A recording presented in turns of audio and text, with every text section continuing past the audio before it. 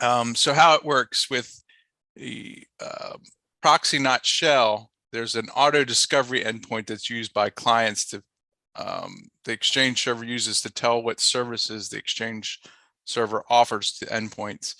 So in ProxyNotShell, they use confusion to access that auto discovery endpoint, but then they craft it in such a way that it gets access to the remote PowerShell service at the end, and that's what gives them remote code execution.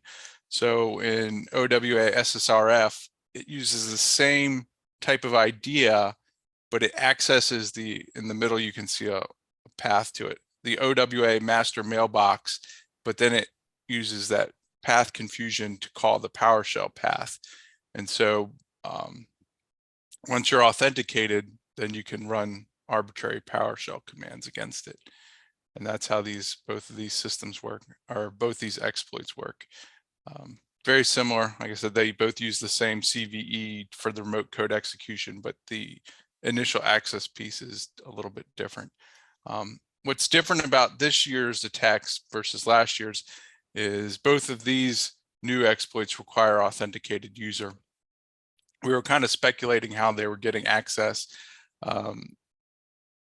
We kind of guessed that they were using either phishing to get somebody's and then going after certain known targets, or credential stuffing where a site's compromised and that reused passwords. So they're just constantly trying to exploit over and over with a bunch of different usernames and passwords.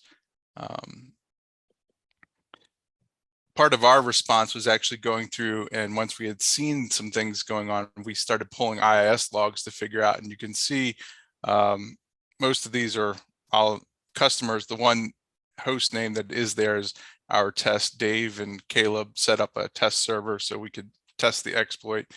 The 200 is the success, so the number of times that it was successfully accessed. You can see that it looks like somebody was using some sort of automated system, because they were getting a lot of 500 errors over and over trying to access the master mailbox.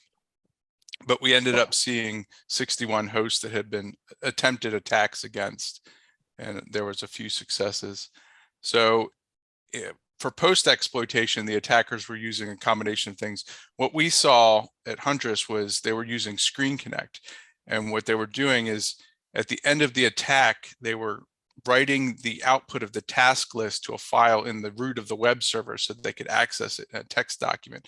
So we were speculating that they were specifically using Screen Connect because they had seen Screen Connect going on or already running on the host, and were just installing another instance. If you've got two instances, it's not that uncommon, especially if an MSP takes over a client for the old MSP. Sometimes the old tools are still on there. So 3 instances of Screen Connect is not uncommon. In the case of Unit 42 and CrowdStrike, what they were tracking was they were seeing local admin accounts were being added.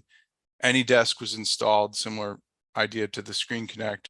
But in those cases, there were also attackers were dropping Plink and using that to gain access via RDP, and then using Task Manager to dump LSAS memory.